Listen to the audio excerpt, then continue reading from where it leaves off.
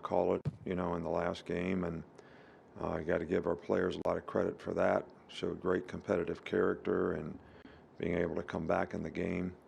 We had to overcome a lot of adversity, some of which we created for ourselves, some they created. Obviously, the things that we created, we need to correct so that maybe we don't have some of those issues in the future. Um, it's nice to see Will Anderson be the SEC Player of the Week again. Um, I think this is a great opportunity for our team to be in the SEC championship game. They worked hard all year for it. They're going to play a great team in Georgia. Georgia's the #1 team in the country. They've been the most consistent team, all year long in terms of how they've sustained their performance and played at a high level, dominated the competition just about every game that they've played.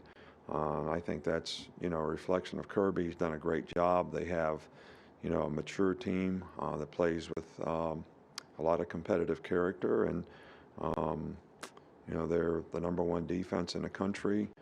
They've got a lot of good players on defense. They've had a lot of create a lot of negative plays, sack, pressure the quarterback, tackles for loss, um, and their offense has been very, very efficient. They're scoring 40 points a game. Quarterbacks played outstanding football for them.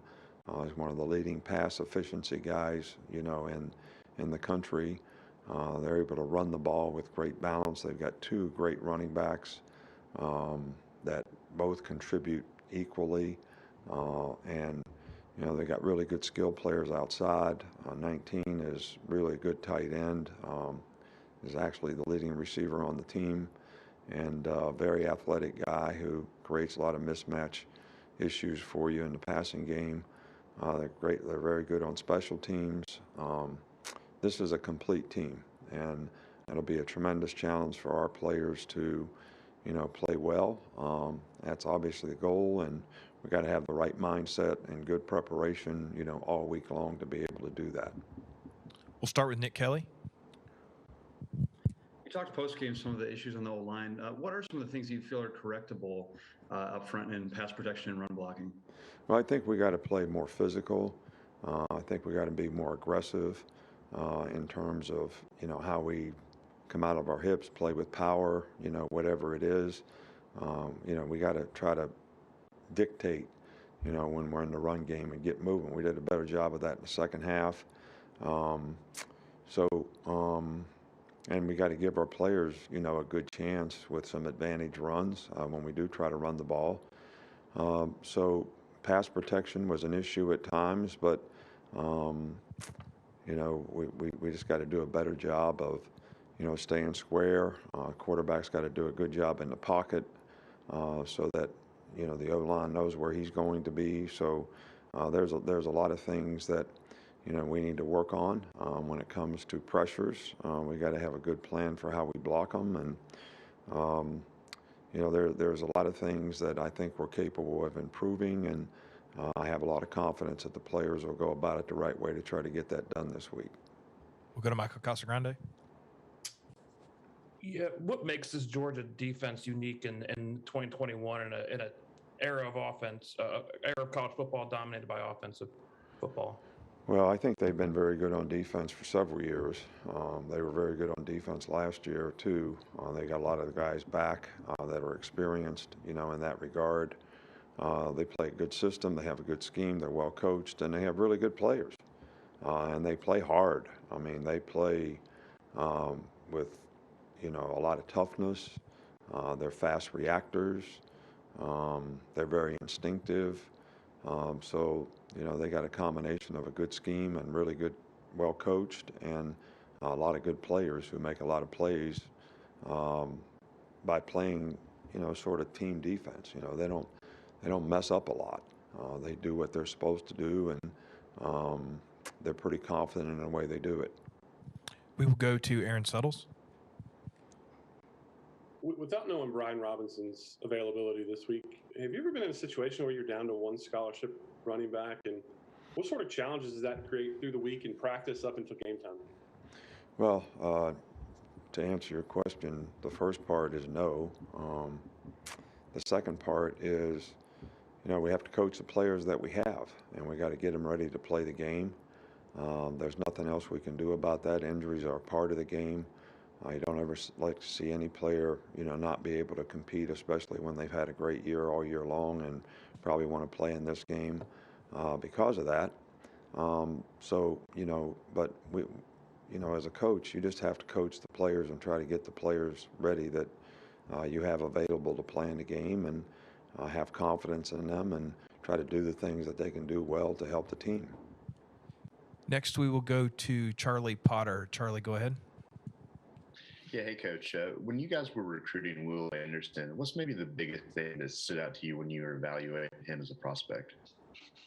Oh, we loved Will Anderson in high school. We had great size. You could see the initial quickness, explosive power. We didn't know for sure if he'd end up being a stand-up player or end up playing down. And he kind of does both for us now and does both very well. So he's certainly been everything that we thought he would be, and I think that's because of the kind of person he is, the kind of competitive character he has, the leadership qualities that he has. The guy's always trying to get better. We'll go to Jeff Spiegel.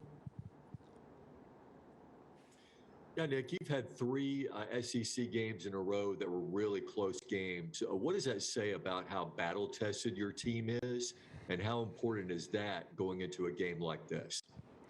I can't answer the second part of that question. I think the key to the drill is you got to try to win every play when you play in games like this, and you got to keep battling for 60 minutes in the game. You hear the old adage, play one play at a time, but I think that's probably more important, in games like this than any games that you play. We've had to do that several times. Does that help us? I really don't know the answer to that. Hopefully our players can stay focused and, play one play at a time and play the next play, whether we had a good play or a bad play, so that we can try to play with the utmost consistency possible in the game and not get frustrated, keep our poise, and, sort of show the same kind of resiliency that we've had to show, this latter part of the season. We'll go to John Zener. Kind of along the same lines, what does it say about your offense that y'all kept they kind of kept battling and finally got going late in the game after struggling, knowing you're going to face some adversity facing this defense? Yeah, well, it is what it is. I mean, we need to execute better. We need to create more positive down and distance situations for ourselves. We can't have as many negative plays, which is what this defense thrives on relative to, their pressure and the way they do things, up front. So we it's going to be difficult to continue to kind of overcome those circumstances.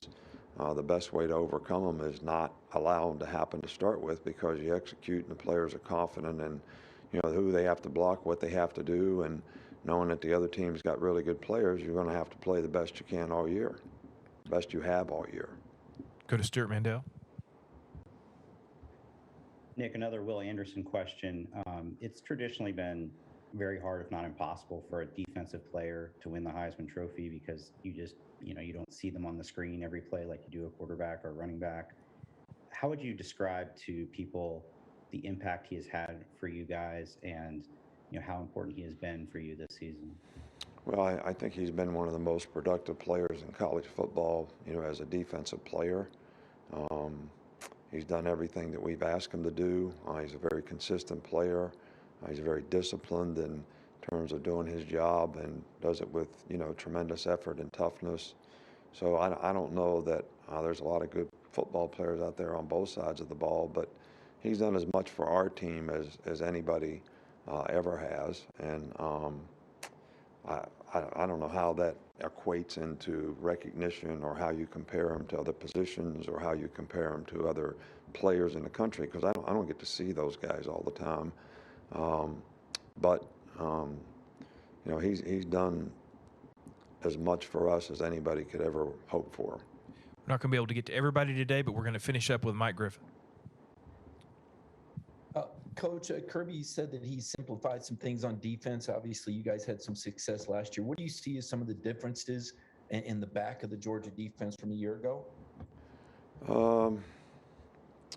Well, I think that I don't know that I see a lot of differences. I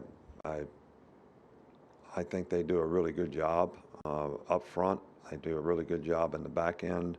They try to disguise what they're doing. Their corners probably play off a little bit more than they play, up on people.